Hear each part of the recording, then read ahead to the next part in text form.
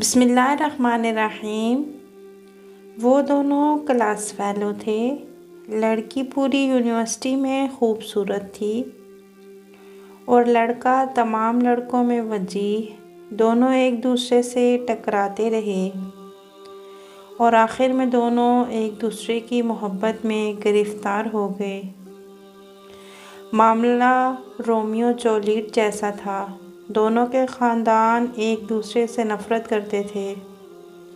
شادی مشکل تھی۔ دونوں باعزت گھرانوں کے سعادت مند بچے تھے۔ یہ بھاگ کر شادی کرنے کے لیے تیار نہیں تھے اور خاندان اپنے اپنے شملے نیچے نہیں لا رہے تھے، لہٰذا معاملہ پھنس گیا۔ لڑکے اور لڑکی نے پوری زندگی شادی نہ کرنے کا فیصلہ کیا۔ یہ دونوں اپنے اپنے گھر میں رہتے رہے۔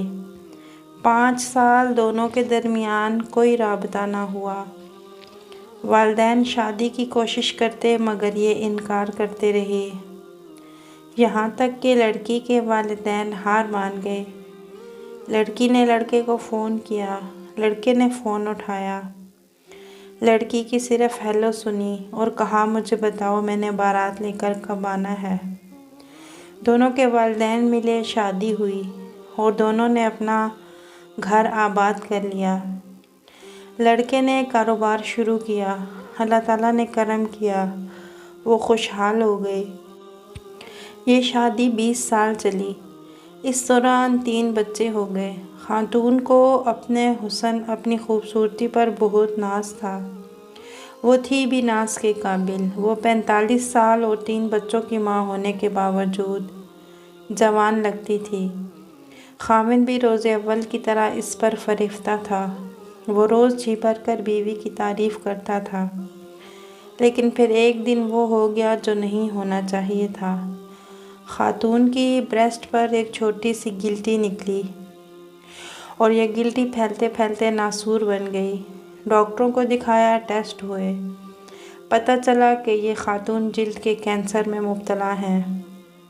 خاوند صرف خاوند نہیں تھا، وہ اپنی بیوی کا مہینہ وال تھا۔ وہ اپنی ران چیر کر بیوی کو کباب بنا کر کھلا سکتا تھا۔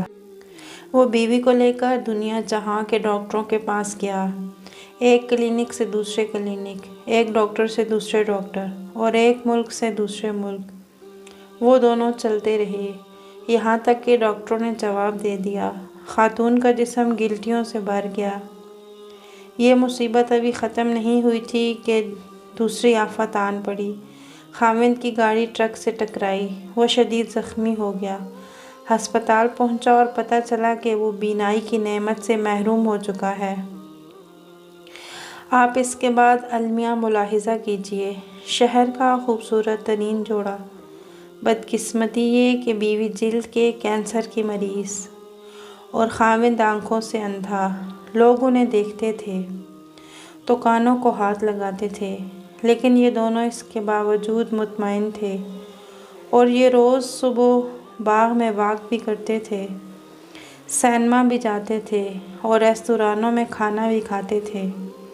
بیوی خاوند کا ہاتھ پکڑ کر ساتھ ساتھ چلتی تھی، وہ اسے گائیڈ کرتی تھی اور خاوند بیوی کی گائیڈنس پر چلتا تھا۔ یہ سلسلہ بھی کئی ماہ تک چلتا رہا، لیکن پھر بیوی نے خاوند سے ایک ریکویسٹ کی کہ وہ سوئٹزرلینڈ جانا چاہتی ہے۔ خاوند نے وجہ پوچھی، بیوی کا کہنا تھا کہ وہ 10-15 دن اکیلے رہنا چاہتی ہے۔ خاوند نے اس کے ساتھ جانے کی ضد کی لیکن وہ نہ مانی۔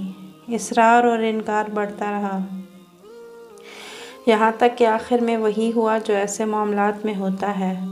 خاوند نے بیوی کو اجازت دے دی۔ بیوی سوئٹزرلینڈ چلی گئی۔ خاوند نے وہ 10 دن بڑی مشکل سے گزارے۔ وہ شادی کے 20 برسوں میں ایک دن کے لیے بھی اکیلے نہیں ہوئے تھے۔ یہ ان کی جدائی کے پہلے 10 دن تھے۔ یہ 10 دن پہاڑ تھے۔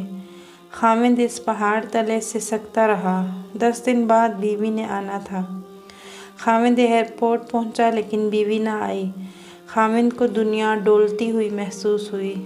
وہ سارا دن بیوی کو فون کرتا رہا، لیکن بیوی سے رابطہ نہ ہوا۔ شام کو بیوی کا خط ملا۔ وہ خط ان کے بیٹے نے پڑھا۔ وہ خط صرف خط نہیں تھا، وہ ایک تحریری قیامت تھی، اور پورا خاندان اس تحریری قیامت کا شکار ہوتا چلا گیا۔ میں اس قیامت کی طرف آنے سے قبل آپ کو دنیا کی ایک خوفناک لیکن دلچسپ حقیقت بتاتا چلوں۔ دنیا میں ایسے بے شمار سینٹرز ہیں جہاں آپ اپنی مرضی سے مر سکتے ہیں۔ یہ سینٹر لا علاج مریضوں کے لیے بنائے گئے ہیں۔ دنیا میں یہ لوگ جب امراض کا بوجھ اٹھا اٹھا کر تھک جاتے ہیں اور یہ چین کی موت مرنا چاہتے ہیں تو یہ لوگ ان سینٹرز میں جاتے ہیں، اپنی میڈیکل رپورٹس دکھاتے ہیں۔ ڈاکٹرز ان کی حالت اور رپورٹ چیک کرتے ہیں اور نرسوں کے ہاتھوں میں زندگی کی سرحد پار کر جاتے ہیں۔ وہ بیماری کی تکلیف کو سہ نہیں پا رہی تھی، چنانچہ اس نے آسان موت لینے کا فیصلہ کر لیا۔ وہ زیورخ گئی، زندگی کے آخری 10 دن گزارے اور عین اس وقت اپنے لیے موت کا تعین کر لیا جب اس کی فلائٹ نے وطن کی مٹی کو چھونا تھا۔ ادھر فلائٹ اتری اور ادھر وہ زندگی کی سرحد پار کر گئی۔ خاتون کا آخری خط بیٹے کے ہاتھ میں تھا۔ وہ سسکیاں لے لے کر خط پڑھ رہا تھا اور اس نے اپنی پوری زندگی کا احاطہ کیا۔ اس نے بتایا کہ جب وہ پہلی بار یونیورسٹی میں ملے تھے تو اس نے کیا محسوس کیا تھا، وہ یونیورسٹی میں لڑتی کیوں تھی، اور وہ کون سا دن تھا جب لڑتے لڑتے اسے اس سے محبت ہو گئی تھی۔ اس نے فراق کے وہ 5 سال کیسے گزارے تھے، اور اس نے شادی کے بعد اپنے میں اپنی محبت کو تقسیم نہیں کر سکتی تھی۔ میں تمہارا حصہ اپنے بچوں کو بھی نہیں دے سکتی تھی۔ اس نے 20 سال کی ازدواجی زندگی کس مسرت اور سرشاری میں گزاری، اور جب اسے پہلی گلٹی نکلی تو اس نے کیا محسوس کیا۔ وہ خود کو روز بروز بدصورت ہوتا ہوا دیکھتی تھی تو اس کے دل پر کیا گزرتی تھی۔ وہ قدرت کا یہ فیصلہ بھی سہتی چلی گئی۔ لیکن پھر عجیب واقعہ ہوا۔ آپ نے بچے بورڈنگ اسکول میں بھیج دیے۔ میں جانتی تھی آپ نے یہ فیصلہ کیوں کیا۔ آپ نہیں چاہتے تھے کہ میرے بچے مجھے اس حالت میں دیکھیں اور پھر میں ان کی آنکھوں میں اپنے لیے ترس دیکھوں۔ پھر آپ ملازموں کو رشوت دیتے تھے اور وہ روزانہ کوئی نہ کوئی شیشہ توڑ دیتے تھے۔ میں آپ سے شیشے لگوانے کا کہتی تھی تو آپ ہنس کر ٹال جاتے تھے۔ یوں آہستہ آہستہ گھر سے سارے آئینے غائب ہو گئے۔ آپ نہیں چاہتے تھے کہ میں اپنی آنکھوں سے اپنی بدصورتی کو دیکھوں۔ بات اگر یہاں تک رہتی تو بھی میں برداشت کر جاتی، لیکن آپ نے آخر میں عجیب کام کیا۔ آپ نے ایکسیڈنٹ کیا اور خود کو اندھا ڈکلیئر کر دیا۔ میں جانتی ہوں آپ کی آنکھیں ٹھیک ہیں۔ آپ مسلسل 6 ماہ سے اندھے پن کی ایکٹنگ کر رہے ہیں، اور میں یہ بھی جانتی ہوں کہ آپ نے ایسا کیوں کیا۔ آپ نہیں چاہتے تھے کہ میرے دل میں ایک لمحے کے لیے بھی یہ خیال آئے کہ میں آپ کو بدصورت دکھائی دے رہی ہوں، یا میں آپ کی آنکھوں میں اپنی بدصورتی کو پڑھ لوں۔ چنانچہ آپ اندھے بن گئے۔